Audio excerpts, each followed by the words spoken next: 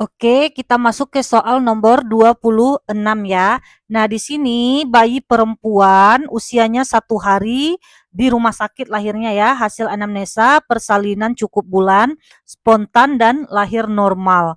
Kemudian hasil pemeriksaannya frekuensi jantungnya 136 kali per menit, pernapasannya 48 kali per menit, suhunya 35 derajat Celcius 35,4 ya. Artinya bayinya mengalami hipotermi karena suhunya kurang dari 36,5. Kemudian bayi terlihat menangis dengan tangan terbuka dan menempel pada box bayi.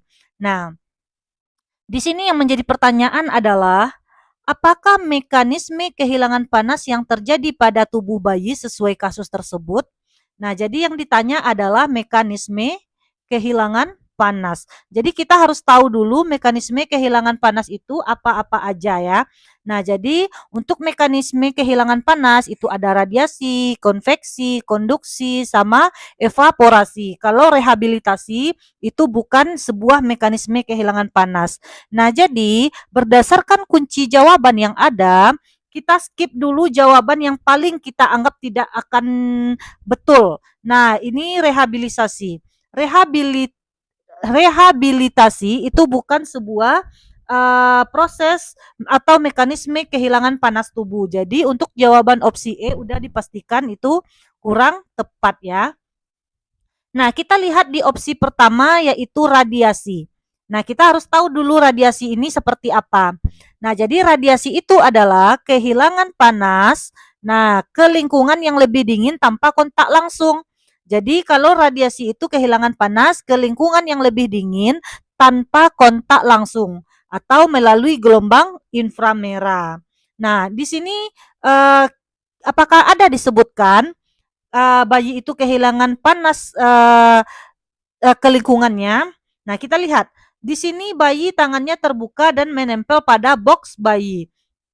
Nah, jadi untuk radiasi kita anggap kurang tepat ya, karena pada soal tidak disebutkan bayi berada di lingkungan terbuka yang sangat dingin atau bayi tidak disebutkan telanjang atau tidak pakai baju ya di bawah suhu ruangan yang dingin.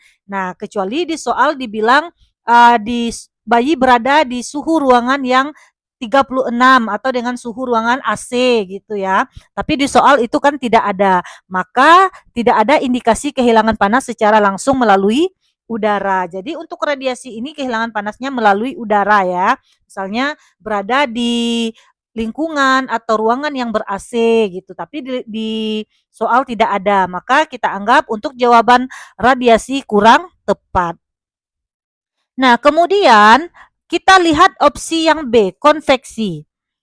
Jadi definisi konveksi ini adalah kehilangan panas ke udara sekeliling yang lebih dingin.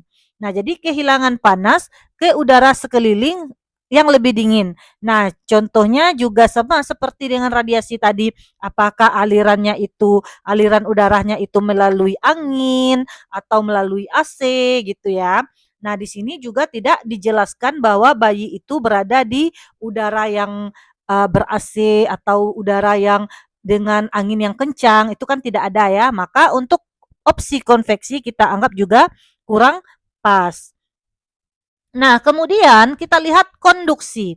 Nah, konduksi itu adalah kehilangan panas melalui kontak langsung antara permukaan tubuh dan benda dingin. Nah, kita lihat di ilustrasi kasus.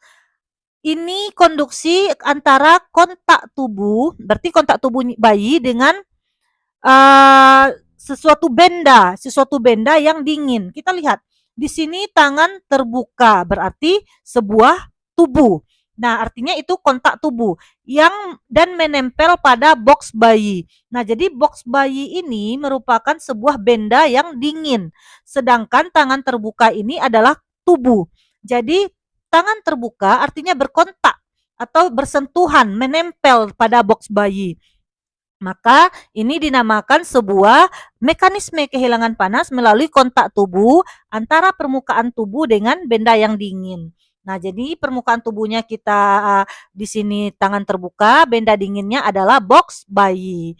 Nah, maka untuk opsi nomor C yaitu konduksi, nah itu kita anggap atau berdasarkan ilustrasi dan kata kunci yang kita temukan ini adalah jawaban yang pas ya. Nah, jadi kita skip dulu, kita skip terus kita lihat evaporasi bagaimana.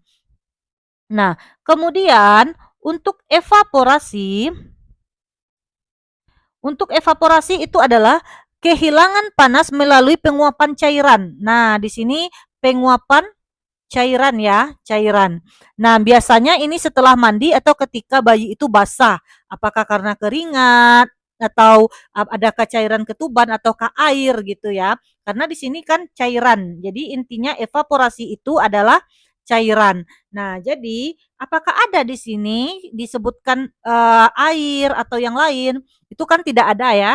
Nah, maka di sini evaporasi juga kita anggap kurang pas. Karena ini cairan bisa jadi misalnya mandi bayinya setelah mandi. Nah, kalau setelah mandi itu bisa disebut dengan evaporasi karena dia kehilangan panas melalui penguapan cairan atau biasanya setelah mandi atau ketika bayi itu basah. Oke, semoga bisa dipahami ya.